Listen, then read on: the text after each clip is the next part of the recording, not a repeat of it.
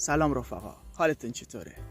امروز با ویدیو حذف یا ریموو FRP اندروید 12 و 13 سامسونگ در خدمت شما دوستان هستیم. برای ریموو FRP همونطور که توی تصویر مشاهده میکنید یه گوشی سامسونگ هستش. میخوایم بهتون نشون بدیم که FRP داره و بریم واسه ریمووش. خب صبر میکنیم.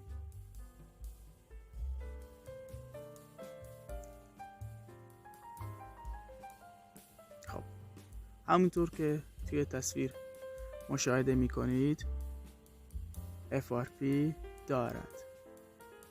خب برمیگردیم. خب ببینید دوستان، برای ریموو FRP ما به نرم افزار SAMFF Tool نیاز داریم که شما میتونید این نرم افزار رو خیلی راحت از طریق سایت SAMFF Tool دانلود بکنید. خب بعد از ورود به برنامه یا نرم افزار SAMFF Tool ما در قسمت سامسونگ ریموو FRP و گزینه نورمال مود رو انتخاب میکنیم. صبر میکنیم. همونطور که میبینید مشخصات گوشی رو میاره بالا. ما میریم توی قسمت تماس‌های اضطراری، کد ستاره مربع 0 ستاره مربع رو میزنیم تا قسمت دسترسی و وصل شدن SAMFF Tool به گوشی فعال بشه تا بتونه نرم افزار SAMFF Tool ریموو FRP رو انجام بده.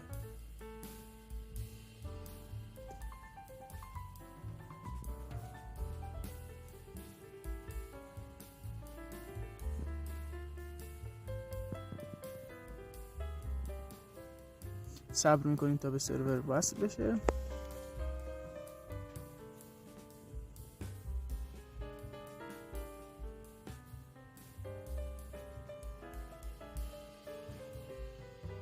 خب همونطور که مشاهده میکنید به ما ارور یا خطای enable adb field رو داد. اشکالی نداره. ما میایم قسمت ریموو FRP repeat mode رو انتخاب میکنیم.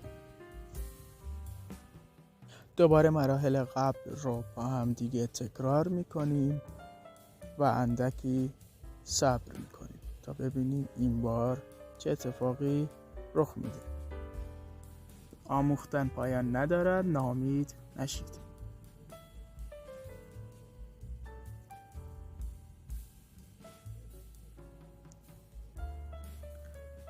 دوستان تا اینو که میشه همین الان کانال یوتیوب خودتون رو دنبال بکنید، کانال یوتیوبمون رو، تا خانوادهمون بزرگ و بزرگتر بشه و منم براتون ویدیوهای دیگه‌ای ضبط و آپلود بکنم. خب دوستان همینطور که میبینید اوکی نشد.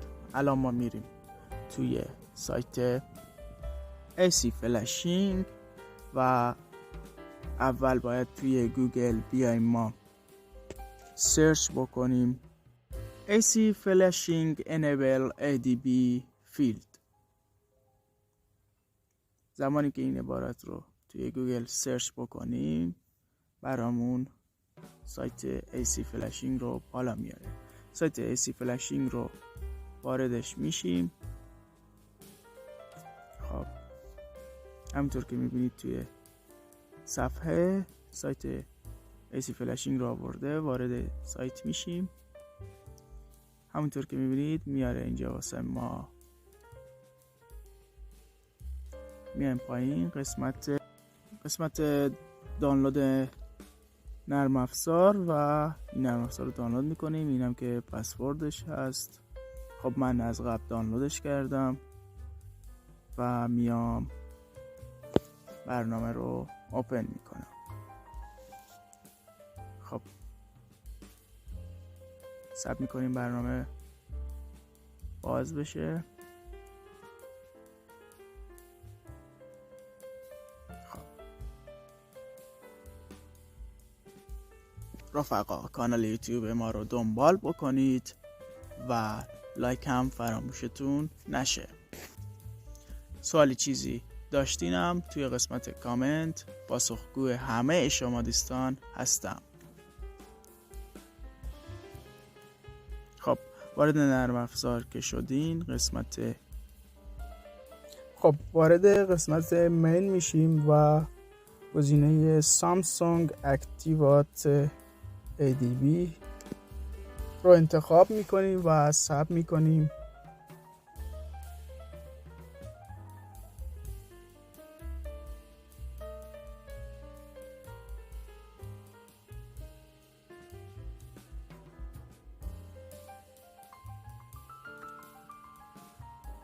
دوستان سابسکرایب چنل یادتون نره.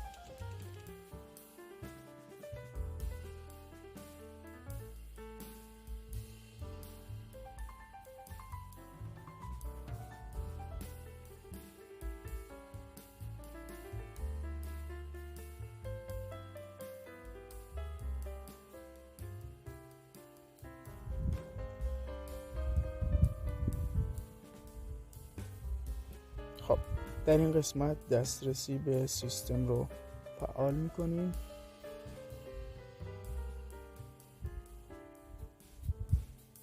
بعد میام توی قسمت اندروید و ADB جلگ بایپاس رو انتخاب میکنیم و صبر میکنیم تا به سرور وصل بشه.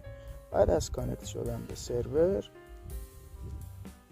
میبینیم که گوشی FRPش بایپاس میشه و تمام دیگه مشخصات گوشی رو میاره و همونطور که توی تصویر میبینید FRP این گوشی بایپاس شد و تمام دیگه. دوستان کانال یوتیوب ما رو دنبال بکنید.